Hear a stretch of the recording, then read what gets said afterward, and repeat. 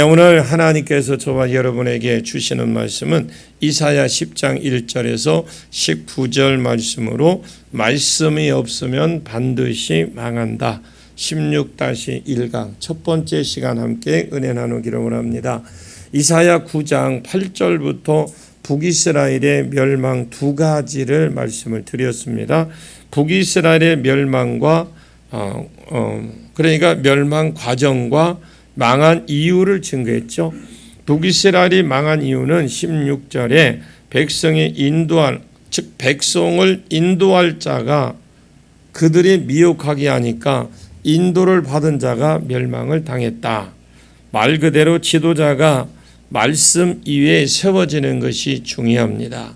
바른 말씀을 선포하고 바른 말씀을 가르치지 않으면 백성이 미혹을 받아서 다 넘어집니다.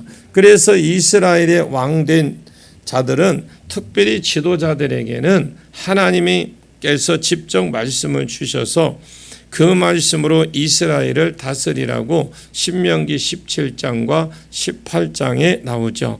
그렇게 명령했는데도 지도자가 말씀을 가르치지 아니하고 떠났더라. 그 지도자의 죄를 이사야 10장 오늘 본문 1절에서 조금 더 자세히 기록을 해놓았습니다. 그때의 지도자의 말씀을 떠난 죄 때문에 백성들이 어떻게 되고 어떻게 망할 것인지 조금 더 자세히 사실까지 써놓고 그리고 5절부터 19절까지 북이스라엘의 지도자가 타락하고 말씀을 떠났기 때문에 백성들이 다 타락했다라는 미혹을 받았습니다.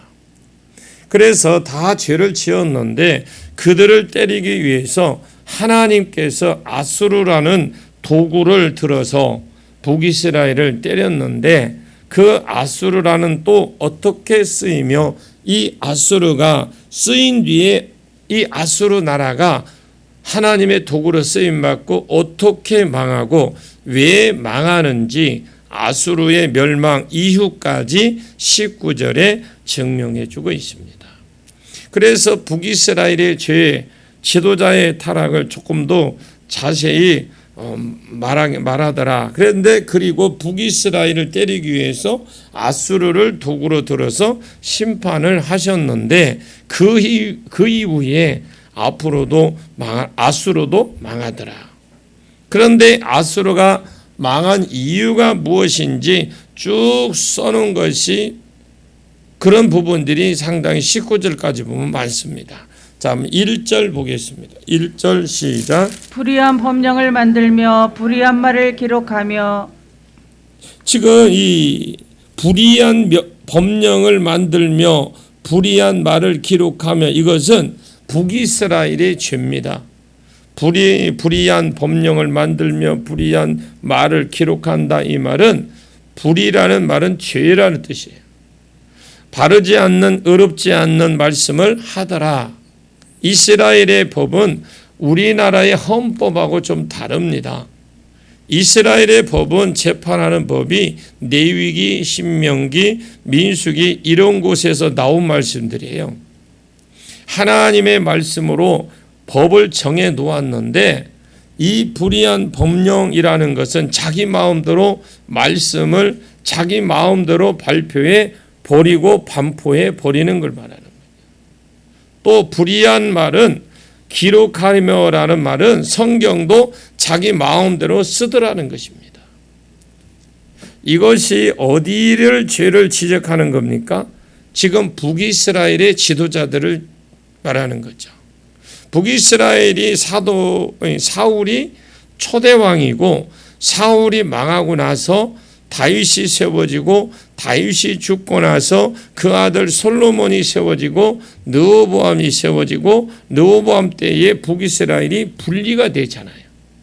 그때 여로보암을 중심으로 해서 10지파가 분리되고 남유다는 2지파만 유다와 베냐민 2지파를 남기고 나머지 10지파는 전부 다 북이스라엘로 갔습니다. 이 북이스라엘은 이러면 안 된다고 했습니다. 아무리 솔로몬이 잘못해도 하나님께서 아브라함에게 주신 세 번째 약속, 첫 번째가 큰 민족을 이루어서 가나안 땅을 주면 유다 지파에서 왕이 일으켜서 계속해서 유다 지파의 왕이 아닌 것들은 버려버리고 유다의 집에서 왕을 이렇게 계속 이어가고 있는데, 이 왕들을 계속 남겨서 실로 평강의 왕인 예수가 오게 되는 것입니다. 이러면 이 예수가 와야 유대에서 복음을 받고 천하 만민이 복을 받을 수가 있는데, 이 집안을 떠나면 안 됩니다. 아무리 개인적으로 솔로몬이 좀 기분이 나쁘게 해도 이 집안을 떠나버리고 배신해서는 안 됩니다. 그러면 하나님의 사명을 떠나고 하나님의 말씀을 떠난다는 말하고 똑같은 말이거든요. 여러분, 사울이 왜 악한 사람입니까? 유다 지파에서 왕이 일어날 줄 알았기 때문에, 자기는 유다 지파가 아니기 때문에 잘 주목했다가 유다 지파의 왕이 일어나면 그것을 세워주고 자기는 그냥 조용히 내려와야 됩니다. 그런데 유다 지파에서 왕이 와야 실로가 오는 것을 알면서도 다윗을 죽이려고 했다라는 것이 사울의 죄라면, 여로보암과 이스라엘 백성의 죄도 사울과 똑같은 겁니다. 사명에서 떠나버린 거죠. 그러면 북이스라엘의 사명이 떠나고 여로보암 중심으로 하나님께서 떠나고 나니까 제일 문제되는 게 뭐냐? 3대 절기예요. 남유다가 다른 것은 복이 없는데, 나라도 작지만 남유다 성전이 남유다에 있었어요. 북이스라엘 사람들이 이스라엘의 이 3대 절기를 지키려고 한다면 아무 데서나 제사를 못 드리도록 되어 있습니다. 신명기 12장과 13장에 한 제단에서만 예배를 드렸기 때문에 여기 솔로몬 성전이 있는 번제단에서만 나와서 3대 절기를 지키거나 예배를 드려야만 됩니다. 그러면 자기들은 배신자들입니다.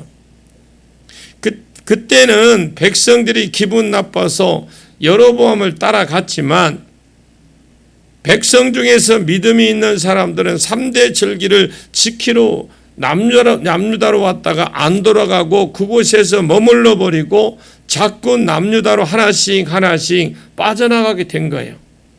북이스라엘 사람들이. 그 성경을 읽으면 또 그렇게 되어 있습니다. 특히 역대하를 읽어보시면 기분 나빠진 여로보암, 가만히 있다가는 이거 나라가 다 남유다에게 넘어가겠거든요. 그래서 정말 믿는 사람들은, 정말 그래도 알짜배기들은 이들은 다 빠져나가고 있는 겁니다. 그래서 한 것이, 원래는 절기가 7월 15일인데 원래 초막절이 7월 15일인데 자기 마음대로 8월 15일로 초막절도 자기가 마음대로 바꿔버린 거예요. 그리고 3대 절기도 자기 마음대로 바꾸고, 나 외에 다른 신을 내게 있게 말하라. 다른 신들을 섬기지 말고 절하지도 말고 만들지도 말라. 하나님을 형상화시키지 말라 했는데, 그가 금송아지를 만들어서 하나는 베델에 세우고 하나는 단에 세워서 백성들에게 이제 너희들은 저 남유다까지 갈 필요 없다. 가까운 곳에, 너희 집 가까운 곳에 가서 그 가고 싶어서는 그곳에서 드려라. 그래서 성전도 자기 마음대로, 신도 자기 마음대로, 하나님도 자기 마음대로 말씀 만들어서 말씀을 살살 바꾸고 계명도 살살 바꾸고 이것을 기록해서 이제 반포하기 시작을 했던 거예요. 이스라엘 백성이 무엇을 떠나기 시작했느냐?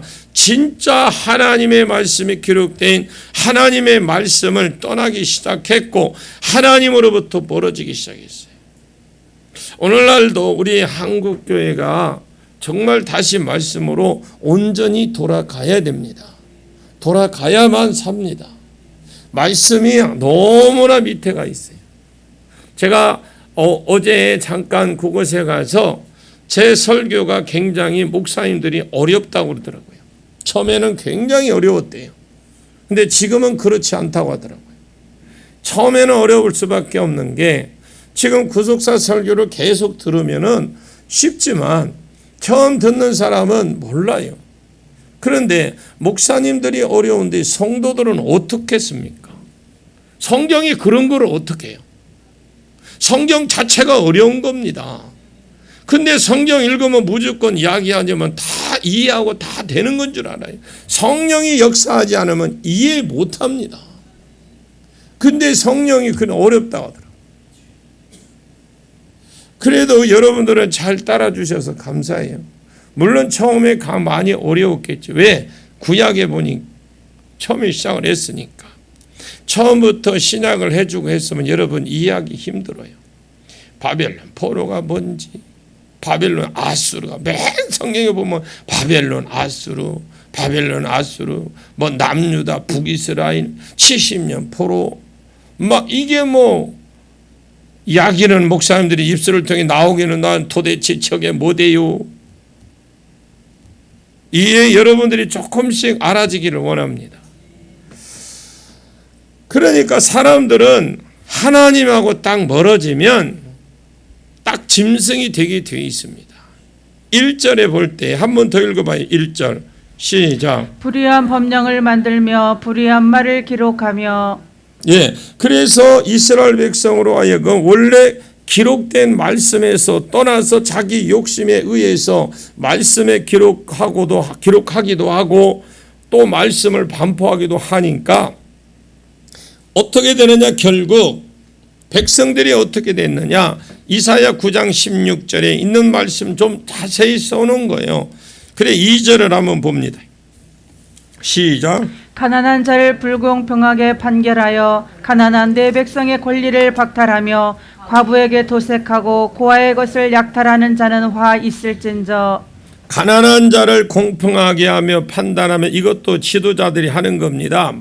말씀, 즉 말씀을 자기 마음대로 쓰니까 벌써 욕심이 차서 가난한 자들을 불공평하게, 돈 없는 사람들이라고 뇌물 안 준다고 불공평하게 재판을 해버리고, 신명기 17장과 19장에 그렇게 하지 마라 했는데도, 공평하게 재판을 하라고 했는데도 자기 마음대로 판결해 버리고 내 백성의 가난한 자의 권리를 박탈해 버리고, 이 말은 가난한 자도 기본적으로 하나님이 기업을 주신 것이 있습니다. 이스라엘은 저 기업은 전부 다 제비를 뽑아 주었기 때문에 모든 사람이, 집이 없는 사람이 없고 땅 없는 사람이 없었습니다. 그런데 과부나 고아나 이런 사람들을 부모도 없고 빚을 지게 되고 그러니까 나중에 빚을 돈을 빌려줄 때 그냥 안 빌려주고 재산을 담보로 해서 빌려주고 기한 내에 못 갚으면 빼앗아 버리고, 그래서 기본적으로 가난한 자들을 권리를 좀 더 자꾸 박탈해 버렸습니다. 그리고 과부에게 토색하고 고아에게는 약탈하는 자가 화 있을진저, 이렇게 되어 있습니다. 하나님의 말씀을 떠나버리니까요, 사회생활에서 전부 다 짐승이 되고 빼앗는 자가 되었다라는 겁니다. 그냥 힘센 사람이 양육강식입니다. 그렇게 되니까 하나님의 심판을 말합니다. 너희에게 벌하는 날이 이런 날이 있다라고 했어요. 여호와의 날과 똑같은 말이거든요. 하나님이 이스라엘 백성이 당장에 잘못했다고 해서, 어제 잘못했다고 해서 오늘 때리지 않습니다. 우리가 하나님 말씀대로 어제 잘 살았다고 해서 오늘 상 주는 것이 아닙니다. 그것을 알아야 되네. 말씀대로 오늘 내가 말씀대로 산다고 할지라도 내일 당장에 복이 임하는 것이 아닙니다. 오늘 말씀대로 산 사람이 3년 뒤에 열매를 맺을지 5년 뒤에 열매를 맺을지 모르는 겁니다. 오늘 범했다고 해서 내일 당장에 터지는 사람은 없어요. 그렇다면 이스라엘 백성 중에서 제대로 말씀대로 안 사람, 그런 사람 누가 있겠습니까? 아는 사람 누가 있을까요? 하나님이 안 계신 것처럼 징계도 그냥 놓아두시더라는 거죠. 처음에는 한두 대 때려보다가 안 되면 그냥 욕심대로 살도록 내버려 두시는 하나님이십니다. 그러다가 나중에 여호와의 날이 임합니다. 하나님이 그 사건에 대해서 개입하시는 날이라는 거예요. 북이스라엘에게 이렇게 살도록 내버려 두었어요. 이것이 하루아침에 되는 것이 아닙니다. 여러분과 이스라엘 백성이 말씀을 저버리고 나중에 짐승이 되어 있는데 이것이 하루 만에 된 것이 아닙니다. 오랜 세월이 걸쳐서 그렇게 되었지만 북이스라엘은 망하지 않았어요. 그러나 하나님은 무엇이라고 말씀하느냐? 너희에게 벌하시는 날이 있을 것이다라는 거예요. 멀리서 오는 환난 때, 이 말은 아수르가 쳐들어오는 걸 말해요. 오늘 본문에 보면 멀리서 오는 환난의 때라고 그랬죠. 이것은 아수르가 쳐들어오는 걸 말하는 겁니다. 먼 나라 원수가 쳐들어오는 날, 그날이 여호와께서 너희를 벌하시는 날입니다. 그때 너희가 어떻게 하려느냐? 누구에게로 도망하여 도움을 구하겠으며 너희 영화를 어느 곳에 두려느냐? 성도가 급한 일이 있으면 피난처가 있어야 될 것입니다. 성도가 피난처가 있어야 되는데 피난처가 하나님 아닙니까? 똥줄 땡길 때 하나님께 가서 하나님 살려주시옵소서 하면 하나님 봐주시옵소서 하는데, 이스라엘 백성이 하나님의 말씀을 떠났다는 하나님의 떠났다라는 겁니다. 하나님을 말씀 떠나고 하나님 떠나버렸어. 하나님 말씀을 떠나서 자기 마음대로 살다가 하나님께서 아수르를 보내는 그날, 그때는 하나님께 살려달라 해봐야 안 되는 날입니다. 그 전에 돌아가야 돼. 아멘. 그 아수르가 여호와의 날, 아수르가 쳐들어오기 전에 그 전에 하나님 앞에 돌아가야 됩니다. 하나님이 벌하시는 날, 여호와의 날이 하나님이 살려주십시오. 하나님께로 피하고 하나님 안에 두고 살려고 그러면 하나님이 보호해주고 지켜주십니다. 안 지켜주니까 안 망하고, 하나님이 심판하는데 안 망하고 살 수 있는 비결이 뭘까요? 오늘 보면 1절 2절이 마태복음 5장 7절 이후에 긍휼히 여기는 자는 복이 있으나 그들이 긍휼히 여김을 받을 것이요. 사도행전 9장 3절 말씀에 애니아라는 사람이 중풍병에 듭니다. 그런데 이 애니아가 고침받고, 그 애니아는 칭찬받는 자라는 이름이 뜻이거든요.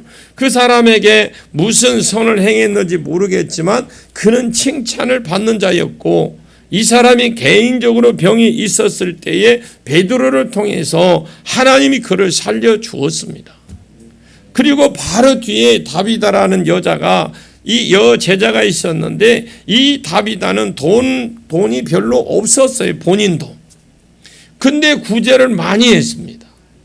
자기가 돈이 별로 없기 때문에 바느질을 해서 그 동네에 있는 불쌍한 사람들, 과부나 이런 사람들을 속옷부터 전부 다 만들어 주었어요. 그러다가 다비다가 어떻게 왜 죽었는지는 모르게 죽었어요. 이 다비다가 죽었는데 사람들이 너무너무 슬퍼서 막 울면서 베드로를 모셔와서 다비다가 그동안 자기들을 섬겼던 모든 구제품들을 입고 와서 또 가지고 와서 다 보여줍니다. 이것 보십시오. 살아생전에 다비다가 우리에게 다 입혀주고 이렇게 해준 겁니다. 이 물건들입니다. 보여주니까 베드로가 하나님 앞에 기도했다가 다비다가 살아났습니다. 또 뒤에 쭉 넘어가면 10장에 보시면 고넬료라는 집안이 구제와 기도가 상달되어 하나님의 은혜를 입었는데 그것도 구제의 삶을 살았습니다. 긍휼히 여기는 자가 복이 무엇이냐? 우리가 어려움이 있을 때에 하나님께서 그를 긍휼히 여겨 주시겠다라는 거죠. 우리가 하나님 앞에 긍휼히 여김을 받아야 될 때가 있습니다. 다급할 때가 있죠. 근데 우리가 살다 보면 그런 날이 없으면 저는 바랍니다만, 그런 날이 없기를 바랍니다만, 그런데 그런 날이 있습니다. 그런 날에 넌 무조건 하나님 살려주십시오 해서 안 돼요. 나도 긍휼히 여겨달라고 해야 되겠지만, 여러분은 평소에 내 주위에 평소에 나에게 긍휼을 입었던 사람들이 내가 어려움에 처했을 때, 다급할 때 하나님 저 사람 좀 긍휼히 여겨 주십시오 하고 기도해 줄 수 있는 자가 있어야 돼. 하나님 저 사람 좀 불쌍히 여겨 주옵소서 이렇게 기도하도록 만들어서 하는 것이 아니고, 그렇게 해줄 사람들이 내 주위에 있어야 돼요. 출애굽기에 보시면 그렇게 되어 있습니다. 고아와 과부 나그네를 불쌍히 여기라. 아멘.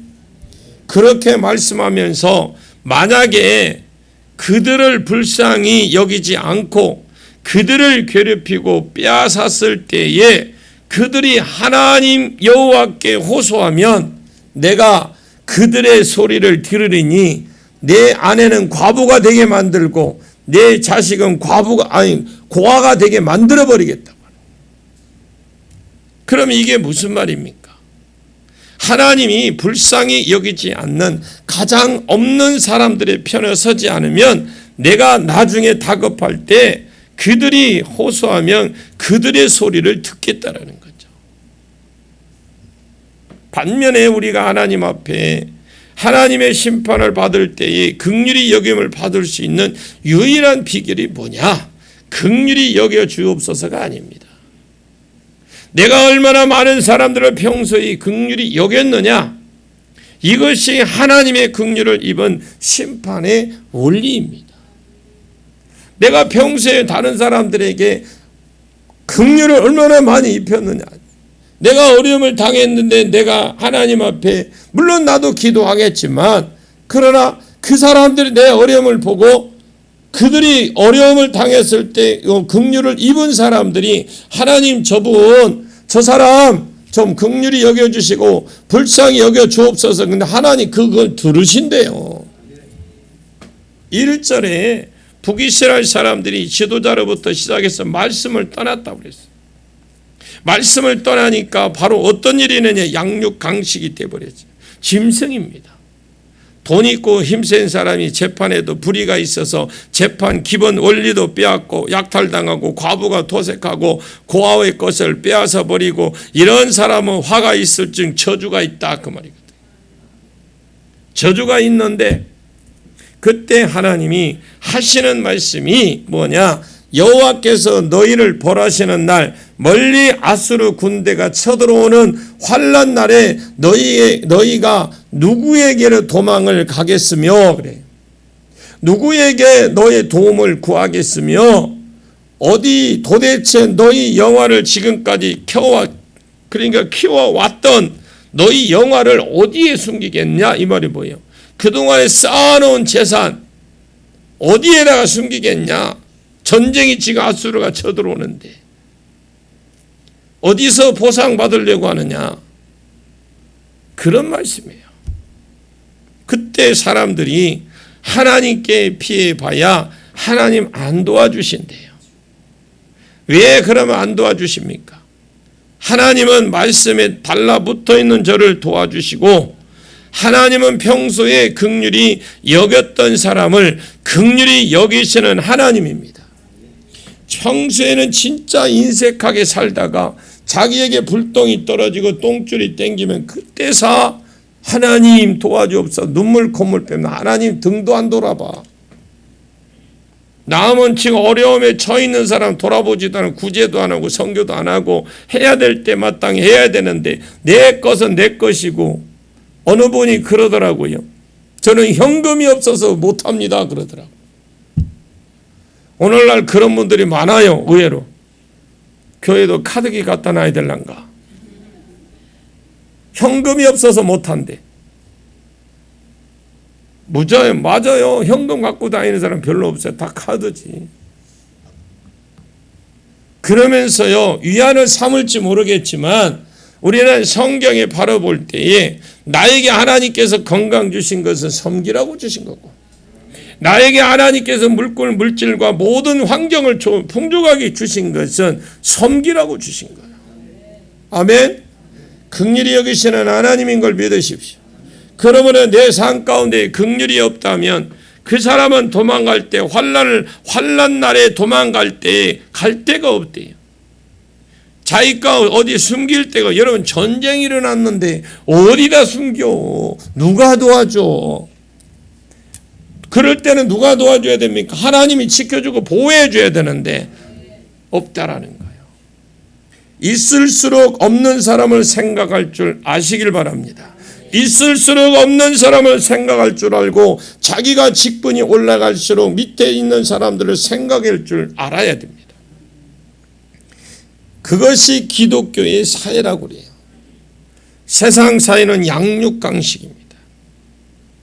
힘이 있으면 밟아, 교회도 힘이 있으면 밟아버리면 안 됩니다. 그러면 그 사람이 환난 날이 올 때에 도와줄 사람 없어요. 하나님도 안 도와주신다는 거예요. 우리는 말씀을 믿는 것이지 내가 막연히 생각하는 하나님을 믿는 사람이 아닙니다. 할렐루야. 말씀을 우리는 믿는 거예요. 내가 아마 평소에 마음으로 다급할 때 하나님 살려주옵소서라고 차라 기도하면 도와줄 것 같지요. 차라 기도하면 도와주시겠지요. 물론 도와주시겠죠. 그러나 차라 기도를 해도 안 도와주는 사람이 있어. 하나님이 차라 기도한다고 도와주는 것이 아니고 내가 긍휼히 여김을 받을 행동을 해야, 즉 다른 사람을 긍휼히 여겨야 내가 긍휼히 여김을 받고자 할 때에 하나님이 너를 긍휼히 여겨 도와주시겠다, 너를 보호해 주겠다, 너를 축복해 주겠다. 내가 밤새도록 해도 아멘 소리 안 나와도 괜찮아. 하나님이 그렇게 하시겠다라는 거예요. 지금 북이스라엘이 그런 겁니다. 내가 왜 지난주에 여거를 첫 번에 시작하면서 지난주 읽으라고 했고 왜 여거를 첫 번 읽었느냐고 묻는 거예요. 그래서 우리가 신약에 1만 달란트, 즉 마태복음 18장에 보시면 빛을 탕감받은 왕으로부터 탕감받은 사람이 자기 동료 100달러를 빛이 있었는데 탕감해 주기를 원하는 탕감 안 해주었어요. 안 해주니까 안 해주고 갚으라고 하니까 다른 동료가 그것을 보고 그걸 왕에게 일러 바쳤어요. 왕이여, 당신이 1만 달란트를 탕감해 준 그 사람에게 가서 그 100달란트 탕감 안 해주고 오히려 안 갚겠다고 그랬는데도 안 갚게 오게 쳤습니다. 안 갚는다고. 갚겠다고 했는데 빨리 안 갚는다고 오게 쳐버렸습니다. 그러니까 왕이 그 사람을 다시 불러. 야, 너에게 1만 달란트를 탕감해 주었으면 너는 내 동료에게 그렇게 해줘야 되지 않겠느냐? 그러면서 다 갚으라 하고 그 사람은 옥에 쳐넣었어요. 여러분, 이 말씀이 뭐냐? 하나님이 긍휼을 여겨 주었던 부분도 다시 회수시켜 버렸어요. 그래서 우리가 사람에게 긍휼을 베풀지 않으면 나도 그렇게 하겠다라고 말씀하는 거예요. 여러분, 긍휼히 여기는 자가 되십시오. 자, 본문 3절과 4절을 보겠습니다. 시작. 벌하시는 날과 멀리서 오는 환난 때에 너희가 어떻게 하려느냐? 누구에게로 도망하여 도움을 구하겠으며 너희의 영화를 어느 곳에 두려느냐? 포로된 자 아래에 굽으리며 죽임을 당한 자 아래에 엎드려질 따름이니라. 그럴지라도 여호와의 진노가 돌아서지 아니하며 그의 손이 여전히 펴져 있으리라. 지금 하나님이 너를 부르시는 날이 온다. 그것은 아수를 통해서 치는 날이거든. 그때가 되면 우리가 얼마나 다급하고 북이스라엘이 얼마나 하나님의 긍휼을 요구하겠습니까? 그잖아요. 그때 막 전쟁이 밀고 들어오는데 하나님 우리 좀 긍휼히 여겨주세요. 저 아수르는 저 잔인한 사람이 우리를 지금 잡아먹으려고 합니다. 그러나 하나님이 긍휼을 여겨주지 않겠다라는 겁니다. 왜 말씀을 떠났고 그들이 긍휼히 여기지 않았기 때문에. 우리가 말씀을 가까이 해야 되고 또 우리 긍휼히 여김 받아야 되는 많은 사람이 긍휼을 베풀어야 되는 이유가 여기 있어요. 여러분이 진짜 어렵고 힘들 때 그 어려움과 다급한 일이 안 왔으면 저 개인적으로 볼 때 좋겠습니다만 분명히 옵니다. 그런데 그 긍휼의 여김을 받기를 원하신다면 평소에 우리가 선교하고 구제하고 이웃을 섬기는 자가 되십시오. 긍휼히 베푸는 자가 되십시오. 근데 우리가 보면 그렇게 사는 사람과 어떤 일이 벌어졌을 때 똑같이 보면 한 사람은 굉장히 힘들어하고 한 사람은 힘든 과정 속에서도 웃으면서 기쁨으로 넘어가는 사람이 있어요. 하나님이 함께 하시면 비록 내가 어려우면 당해도 마음은 평안해지는 거예요. 왜? 말씀을 떠나버렸어 지금. 긍휼히 여기지도 않았어요. 4절에 보니까 포로된 자에게 아래에 구풀이며 그랬죠. 그 말은 북이스라엘의 포로된 자의 아래, 벌써 아수르에게 포로된 나라가 많아요. 아수르 나라가 큰 나라이기 때문에 정복한 나라가 속국된 나라가 많다 이 말입니다. 그렇다고 하세요. 맞습니까? 그전에도 많이 잡았잖아요. 그래 포로된 자에게 아래에 그 포로된 자의 아래 구풀이는 종들이 종이 된다라는 거예요. 먼저 이 속국이 된 그 종된 포로된 자들에게 이 사람들이 들어가서 그 아래 밑에 사람이 된다 이 말입니다. 그러니까 쫄다고 된다 이 말이요. 가장 낮은 자리로 내려가겠다라는 거예요. 왜 낮은 자리로? 고아와 과부 이런 사람들이 약탈했기 때문에. 너희가 고아와 과부는 가장 낮은 사람들이잖아요. 가장 천한 사람들이잖아요. 가장 어려운 사람들이잖아. 그것처럼 가장 낮은 자리로 내려간다는 거죠. 왜 낮은 자리로? 고아와 과부 이런 사람이 약탈했기 때문에 너희가 가장 낮은 자리로 내려갈 것이다 이 말인데, 여러분 옛날에 대우그룹의 김호중 회장이 하는 유명한 말이 있죠. 세상은 넓고 할 일은 많다. 그런데 이 어른이 참 비참한 모습이 되었죠. 비참한 모습으로 나타났어요. 사람의 일은 몰라요. 포로된 자의 아래에 구풀이며 죽임을 당한 자 아래에 엎드러진다. 둘 중에 하나가 된다. 죽든지 아니면 현재 포로 잡힌 그 포로 사람들 그 사람 밑에 들어간다. 그래 아니면 죽든지 가장 비참한 종이 되거나, 그리고 만약에 죽게 될 것이다. 죽은 자에 엎드려 자는 자는 무슨 말은 죽는다 그 말이거든요. 그럴지라도 여호와의 진노가 돌아서지 아니한다네. 그렇게 됐는데도 하나님 돌이키지 않는데요. 우리 지난주에 그랬죠. 이 하나님의 손 들고 내리셔야 되는데 안 내리고 들고 있다는 뭐예요? 계속 어떻게 해요? 기회만 보고 때리겠다라는 거 아닙니까? 때렸다. 좀 세월이 지나서 지난 150년 지난 뒤에 북이스라엘이 망한 150년쯤 뒤에 남유다도 함께 망합니다. 남유다는 에레미야 25장 12절에 70년 후에 하나님이 돌이켜 주겠다고 하니까 하나님의 진노가 끝날 때가 있다라는 것이잖아요. 북이스라엘은 그렇게 된다 할지라도 죽거나 포로가 된다 할지라도 그 포로자에게조차도 하나님의 진노가 돌아서지 아니하고 형벌이 끊어지지 않는다. 이렇게 북이스라엘이 했는데 남유다는 어떻게 해요? 70년 후에 회복하겠다고 했잖아요. 하나님은 끝까지 그들을 긍휼히 여기지 않고 더 낮추고 더 어떻게 받아버리겠다라는 거죠. 왜?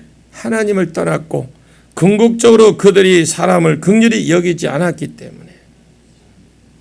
이것을 여러분이 알고 우리가 신앙생활을 해야 돼요.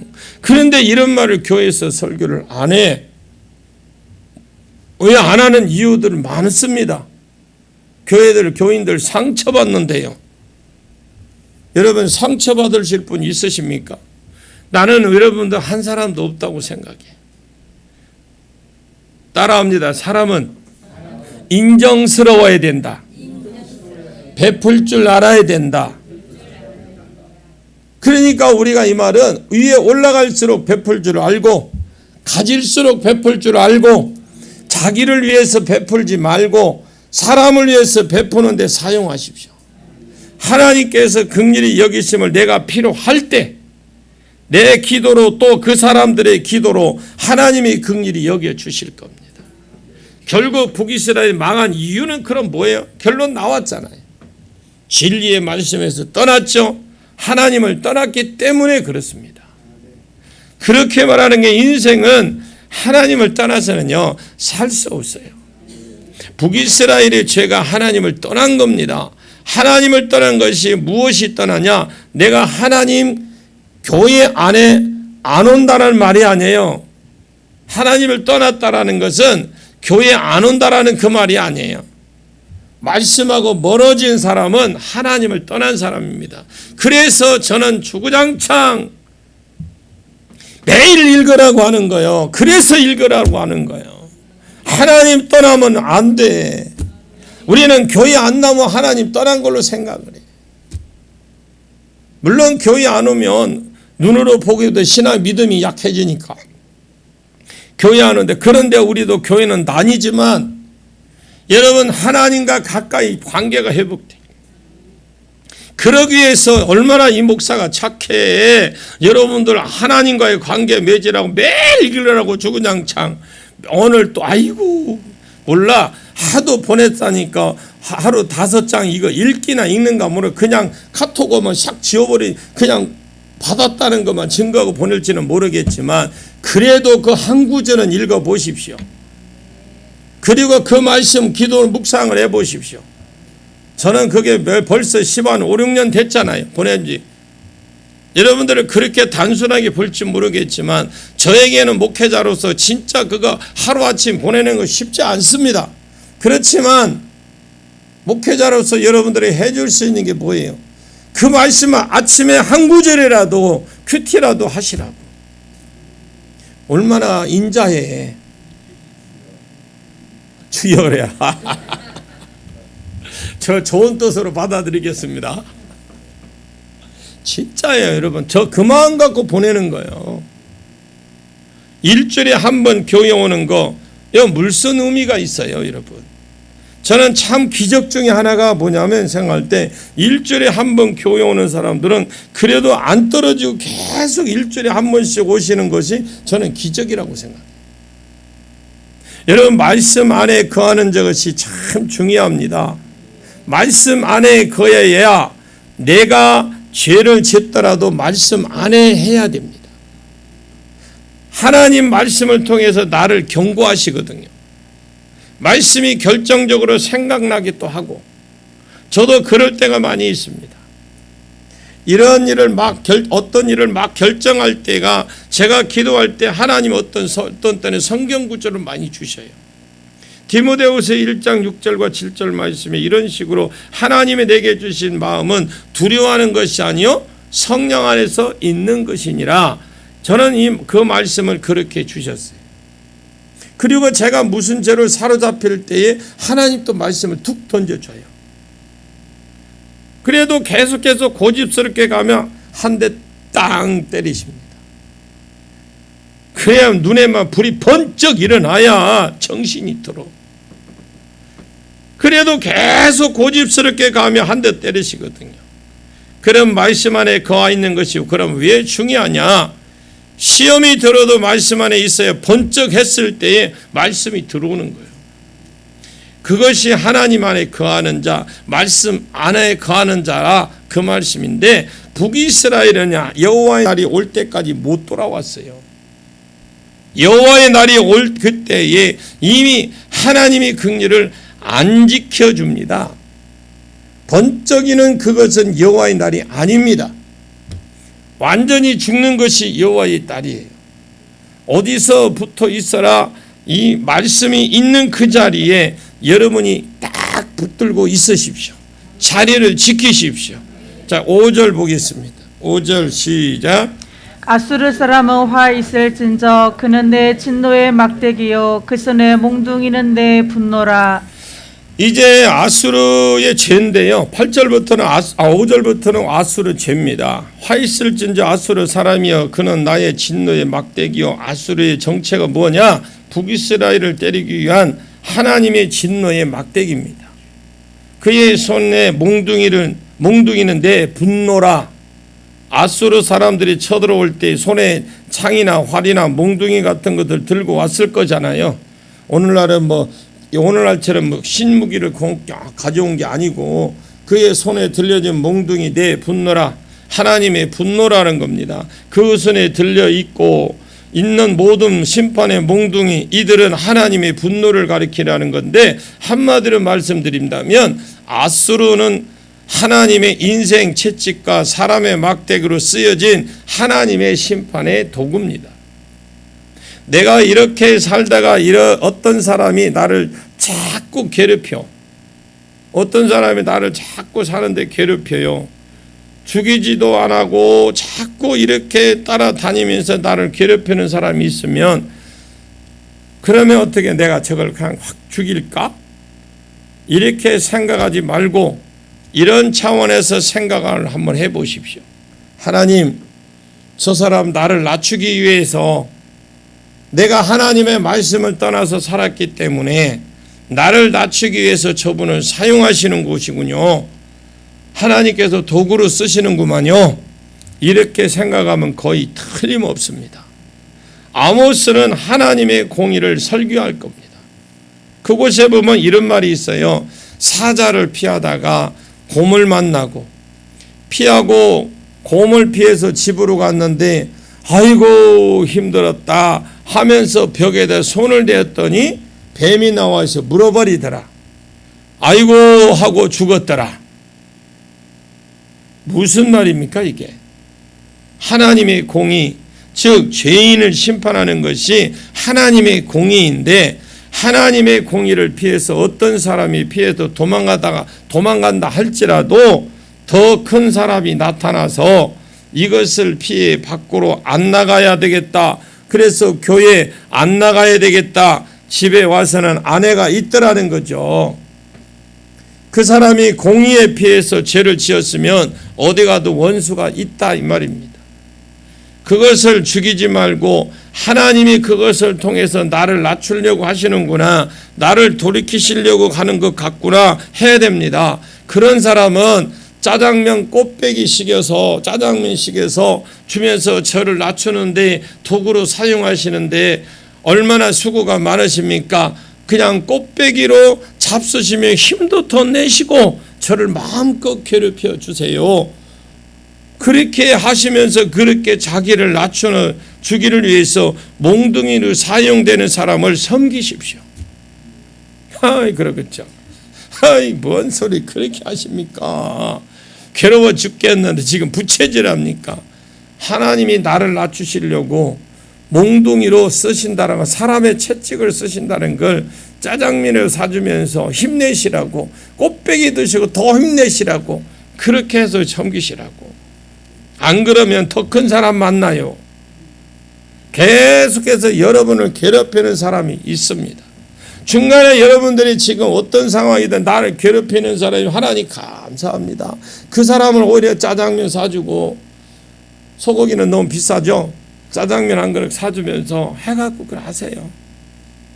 이사야 9장 8절부터 10장 4절까지 이야기는요, 북이스라엘이 하나님을 떠나고 말씀한 것에 대한 심판의 몽둥이로 사용된 것이다.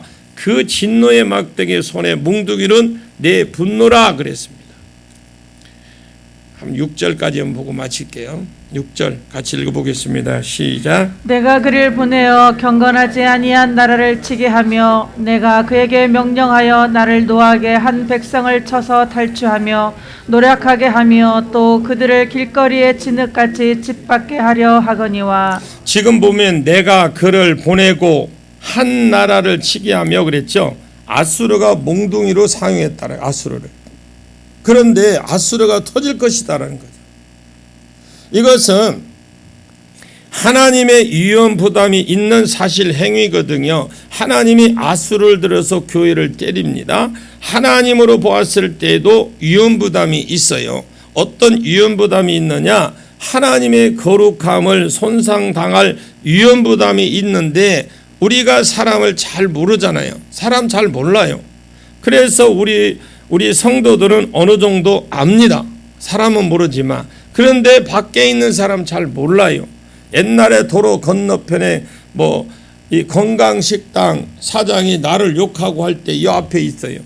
그 건강식당이라고 있죠. 그 사장이 여기에다가 우리 주일 그 집회했다 그거 차 자기 술 먹어놓은 사람 대고 술 먹는 사람들을 와서 이 집 저 집 양쪽 집에서 그때만 해도 사람이 북적북적 했거든요.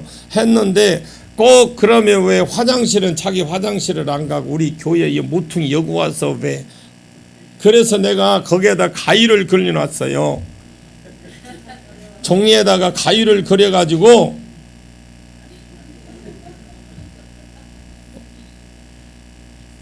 내가 여기 목양실이 이쪽에 있었거든요. 오직에서 목양실을 옮겨버렸잖아 내가. 그런데 내가 그런다고 하니까 씩씩거리면서 저를 욕하더라고요. 그래서 내가 그래 선포해버렸어요. 하나님 저 식당 망하게 해주세요. 망하게 해달라고 그랬어요. 그 망하는 게 아니에요. 제가 저주한 게 아닙니다. 여러분들이 안 들어서 그렇지만 입에 그 사람들이 있는데 그 술 먹는 사람들이 있는데 나를 막 그 자리에서 욕을 하고 그런데 오죽하다 술 먹는 사람이 일어나서 사장 당신 그러면 안 되지. 오히려 그 사람들이 나무라고 술 먹다 가버리더라고요. 복음을 위해서 주를 위해서 하면서 머리를 쥐어뜯고 참았습니다. 진짜 복음을 위해서 주를 위해서 진짜 여기서 올라오는데 머리를 쥐어뜯고 참았어요. 가만히 있었어요. 말 한마디 안 했어요. 그때 옆에 한 분이 당신은 누군지 모르고 나는 모르지만 그러다고 내가 목사님은 잘 모르겠지만 그러더라고요. 내가 참을 수가 없네요 그러더라고요. 어떤 성도가 새벽에 기도에 열심히 다니고 예배 시간마다 안 빠지고 잘 섬기던 분이 암에 걸려 죽었다면 밖에 사람들이 뭐라고 하겠습니까? 저 사람은 하나님을 잘 섬기는 성도가 그것도 암에 걸렸대. 하나님은 안 고쳐주고 이렇게 말할 위험 부담이 있잖아요. 어떤 분이 새벽 기도를 잘 나왔어요. 아니 교회에 잘 다녔어요. 열심히 저 중직자예요. 진짜 그런 겁니다. 새벽 기도 오시다가 교통사고나 죽었어요. 여러분 예수 믿는 사람은 안 죽으라는 법 없어요. 다 똑같이 죽습니다. 그런데 문제는 뭐냐? 그 교회 최고의 중직자인데 죽고 나니까 교회가 밖에 있는 사람 뭐라고 하느냐? 교회 그전에는 관심조차 없던 사람들이 손가락질을 하는 겁니다. 그러한 위험 부담이 있어요. 하나님 아수르를 들어서 하나님께서 북이스라엘을 치셨기 때문에 하나님도 어떻게 보면 위험 부담을 안고 있습니다. 그래서 나중에 하나님이 남유다를 때린 뒤에 아수르를 심판하겠다라는 거예요. 아수르는 그럼 왜 심판했느냐? 두 가지 죄가 있습니다. 이 두 가지 죄는 제가 중국 갔다 와서 수요일 날 말씀드릴게요. 금요일 날. 아멘. 예, 기도하겠습니다. 참으로 고마우신 아버지 하나님 감사합니다. 우리 하나님 말씀 안에 거하게 해 주옵소서. 하나님과 관계가 확실하게 이루어지게 해 주옵소서. 우리 성도 한 사람도 말씀을 떠나지 않게 하시고 하나님과의 관계가 딱 붙어서 모든 문제 하나님께 기도하며 또 우리가 구제하며 긍휼히 여기는 삶을 살아가고 선교하며 하나님 나라를 영광을 위해서 쓰임받는 도구가 되게 해 주시옵소서. 예수님의 이름으로 간절히 기도하옵나이다. 아멘.